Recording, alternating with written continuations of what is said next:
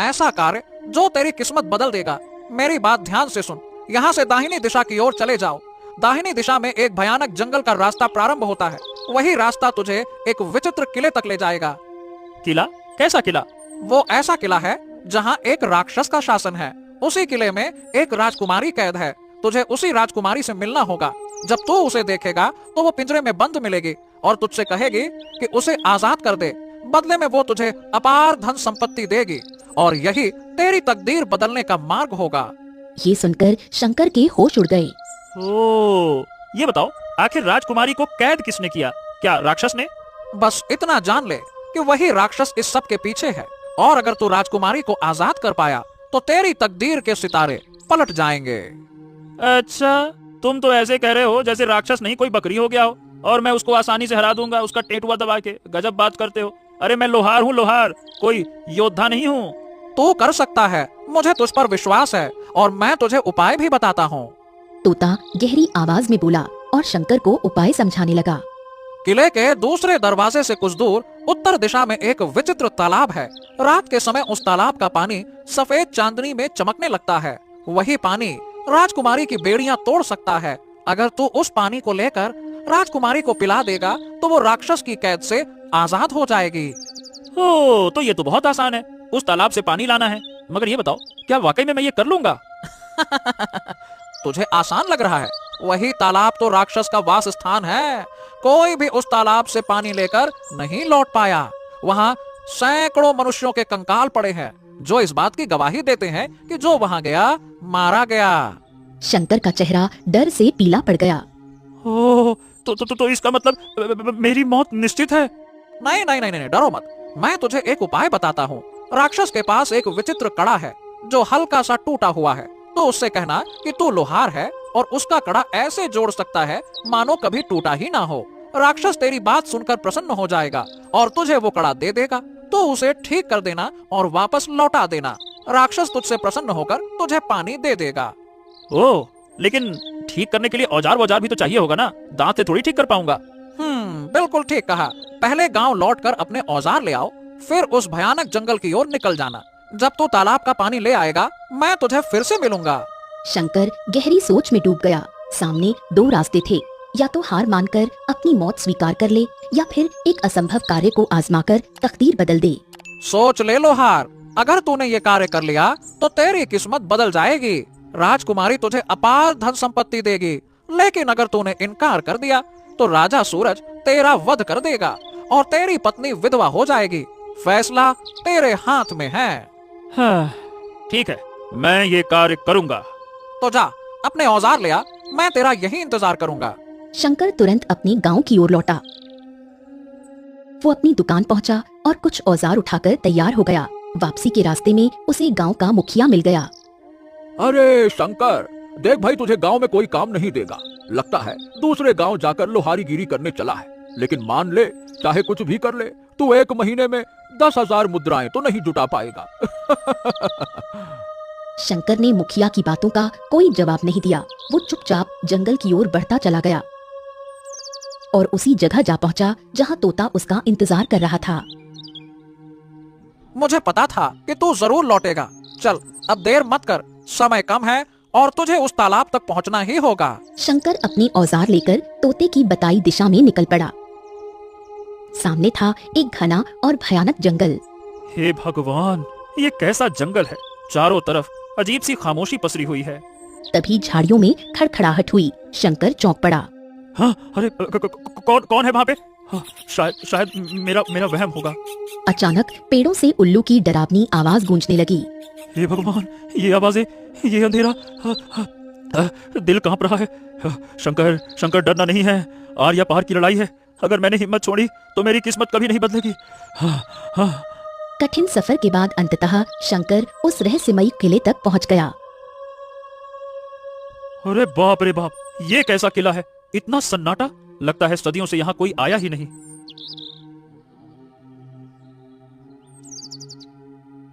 अचानक शंकर की नजर पिंजरे पर पड़ी।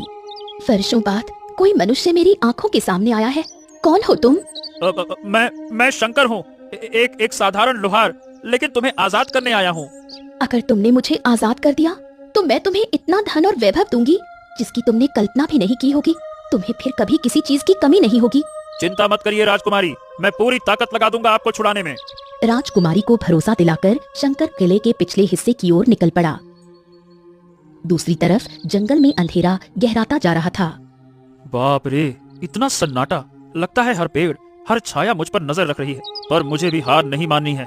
हाँ, कुछ देर बाद उसे तालाब नजर आया। हो, ये तो वही तालाब है। कैसा अजीब चमक रहा है, जैसे सफेद रोशनी की लपटें इसके भीतर जल रही हों। शंकर ने कमर से कलश निकाल लिया। बस यही पानी मुझे लेना है और राजकुमारी को आजाद करना है। वो झुककर पानी भरने ही वाला था कि अचानक तालाब के भीतर से भयानक गर्जना हुई।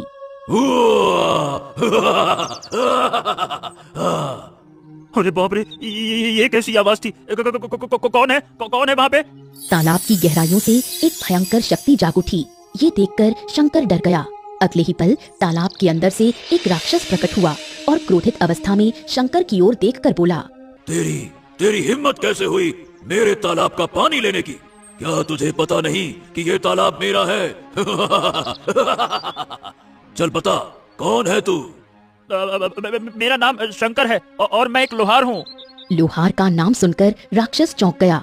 ओ लोहार, अगर तू स्वयं को लोहार नहीं बताता तो अभी और इसी वक्त जान से मार दिया जाता। मेरी हद इस तालाब और मेरे किले तक ही है, इसीलिए मैं इससे आगे नहीं बढ़ता। अगर तू मेरा एक काम करेगा तो मैं तुझे इस तालाब का पानी ले जाने दूंगा। शंकर का डर थोड़ा कम हुआ और वो संकोच में बोला, हाँ, मैं एक लोहार हूँ। तुम मुझसे लोहार का कोई भी कार्य करवा सकते हो। राक्षस ने अपनी आंखें बंद की और अगले ही पल उसके हाथों में एक सुनहरा कड़ा प्रकट हुआ जो बीच से टूटा हुआ था। ये देखो, ये सोने का कड़ा है और ये मेरा कड़ा है। ये जादुई और चमत्कारी कड़ा है। इस कड़े के थोड़ा सा टूटने से मेरी शक्तियाँ काफी हद तक कम हो गई हैं। अगर तू इस कड़े को ऐसे जोड़ दे कि जिसे देखकर लगे कि मानो ये कभी टूटा ही ना हो, तो मेरी शक्तियाँ पूरी तरह से वापस आ जाएंगी और तब मैं तुझे इस तालाब का पानी ही नहीं बल्कि ढेर सारा धन दूंगा। इतना धन कि जिसकी तूने कभी कल्पना नहीं की होगी। हाँ, ठीक है, लाओ, मैं इसे ठीक कर देता हूँ, लाओ। राक्षस ने तुरंत कड़ा शंकर को दे दिया। शंकर उसकी मरम्मत करने लगा। कुछ ही देर में उसने कड़ा पूरी तरह सही कर दिया और राक्षस को देते हुए कहा, ये लो, ये तुम्हारा कड़ा ठीक हो गया। ओह, तुमने तो कड़ा ऐसे कर दिया जैसे ये कभी चटका ही ना हो। वाह वाह वाह, हम तुमसे प्रभावित हुए। अगले ही पल वो कड़ा पूरी तरह से 2 टुकड़ों में टूट गया। हैं? अरे ये कैसे हो गया? ओह, ये मेरा कड़ा बड़े से बड़ा साधु, महात्मा या शातिर व्यक्ति भी नहीं तोड़ सका। तूने कैसे तोड़ दिया? ये कैसे हुआ? हे भगवान, मैंने तो कड़े को जोड़ा था, तोड़ा नहीं था। ये कैसे हो गया? नहीं, तूने जोड़ा नहीं बल्कि तोड़ा है। शंकर ने अपना सर पकड़ लिया। हे भगवान, यहाँ भी मेरा दुर्भाग्य मेरा पीछा नहीं छोड़ रहा, क्या करूं? अगले ही पल रंग बिरंगी किरणों से वहीं एक साधु प्रकट हुआ। साधु के कंधे पर वही तोता बैठा था। तू? हाँ, मैं जानता था कि तुम्हारी शक्ति इस कड़े में मौजूद है। तुमने अपनी शक्ति से राजकुमार आदित्य को केवल इसलिए तोते में परिवर्तित किया क्योंकि तुम उसकी पत्नी राजकुमारी सुनैना को देखकर अपना मन हार बैठे थे और तुमने राजकुमारी सुनैना को किले में कैद कर लिया। साधु आगे बोला, मुझे यह भी पता था कि इस कड़े को वर्षों पहले एक बहुत बड़े तपस्वी ने अपनी मायावी शक्तियां लगाकर तोड़ने का प्रयास किया था, मगर पूरी शक्ति झोंक देने के बाद भी ये कड़ा नहीं टूटा, बल्कि ये हल्का सा चटक गया था। तुम खत्म तो नहीं हुए, लेकिन तुम्हारी यहाँ से बाहर निकलने की शक्तियां छिन गईं। और मैं ये भी जानता था कि इस कड़े को कोई नहीं तोड़ सकता था सिवाय शंकर लोहार के, क्योंकि शंकर लोहार के पीछे उसका दुर्भाग्य पड़ा हुआ था। साधु ने गहरी सांस ली।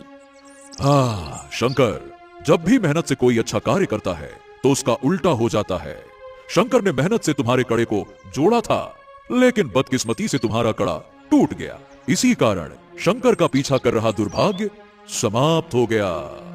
ये सुनते ही राक्षस जलकर राख हो गया। अगले ही पल वो तोता राजकुमार आदित्य में परिवर्तित हो गया। मुझे देखकर चौंकने की आवश्यकता नहीं है शंकर। दरअसल मैं राजा सूरज का पुत्र हूँ। कुछ वर्ष पहले अपनी पत्नी राजकुमारी सुनैना के साथ जंगल की यात्रा करते हुए यहाँ आ पहुँचा। तभी तालाब के राक्षस की नजर मेरी पत्नी पर पड़ी उसने मेरी पत्नी से विवाह करने की इच्छा जताई, लेकिन मेरी पत्नी ने साफ साफ मना कर दिया और कहा कि वो पहले से ही विवाहित है। बदले में राक्षस ने अपनी शक्ति से राजकुमारी सुनैना को किले में कैद कर लिया और मुझे तोते में बदल दिया। मैं जंगलों में भटकने लगा और एक दिन इसी भटकते भटकते रास्ते में साधु महाराज से मुलाकात हुई। मैंने साधु महाराज को रोते हुए सारी घटना बताई। साधु महाराज ने अपनी आंखें बंद की और कहा कि भविष्य में एक लोहार आएगा, वो बेचारा दुर्भाग्य का मारा होगा, मगर उसका वही दुर्भाग्य मेरे लिए सौभाग्य साबित होगा। वो मेरे लिए एक जादुई लोहार साबित होगा। और देखो, तुम मेरे लिए सच में जादुई लोहार साबित हुए। अब तुम्हें डरने की कोई आवश्यकता नहीं है। मैं तुम्हें महल ले जाऊंगा और पिताजी से तुम्हारे बारे में चर्चा करूंगा। और हाँ, अब तुम्हारे ऊपर कोई दुर्भाग्य नहीं है। अब तुम भाग्यशाली कहलाओगे। जो कार्य करोगे वो हमेशा सफल होगा। लोग कहेंगे कि तुम तो कोई लोहार हो या फिर कोई जादूगर लोहार हो। ये सुनकर शंकर मुस्कुरा उठा। अगले ही पल साधु रंग बिरंगी किरणों के साथ वहाँ से गायब हो गया। राजकुमार आदित्य शंकर लोहार को लेकर अपनी पत्नी राजकुमारी सुनैना के पास पहुंचा, लेकिन वहाँ जाकर उन्होंने देखा कि कैद का पिंजरा गायब हो चुका है। सुनैना, सुनैना, सुनैना। आदित्य, राजकुमार आदित्य शंकर लोहार को लेकर महल पहुंचा। राजा सूरज अपने पुत्र और बहू को देखकर चौंक गए। हाँ, राजकुमार आदित्य, राजकुमारी सुनैना, क्या क्या क्या क्या सच में तुम दोनों ही हो ये? राजकुमार आदित्य ने अपने पिता को पूरी घटना विस्तार से बताई। हाँ। शंकर, शंकर, शंकर, तुम्हारी वजह से हमारा बेटा और हमारी बहू हमको मिल गए, वरना हमने तो उम्मीद ही छोड़ दी थी। हमने तुम्हारे ऊपर 10,000 स्वर्ण मुद्राओं का जुर्माना लगाया था, परंतु अब हम तुम्हें इनाम में 1,00,000 स्वर्ण मुद्राएं देंगे। ये सुनकर शंकर बहुत खुश हो गया। राजा सूरज ने शंकर लोहार को 1,00,000 स्वर्ण मुद्राएं प्रदान की। शंकर 1,00,000 स्वर्ण मुद्राएं लेकर अपने घर पहुंचा। उसने पूरी घटना अपनी पत्नी गौरी को बताई। ये तो चमत्कार हो गया शंकर, तुम्हारा दुर्भाग्य अब सौभाग्य में बदल गया। गौरी बहुत खुश हो गई। कुछ ही दिनों में शंकर लोहार बहुत धनवान बन गया और अपने टूटे फूटे घर की जगह एक शानदार हवेली में रहने लगा। कुछ समय बाद शंकर लोहार फिर से अपनी लोहे की दुकान पर बैठने लगा। वो जो भी काम करता वो काम और भी बेहतर हो जाता। धीरे धीरे आसपास के इलाकों में ये बात फैल गई कि शंकर लोहार के हाथों में जादू है। ऐसा लगता था कि वो कोई मामूली लोहार नहीं बल्कि एक जादुई लोहार है।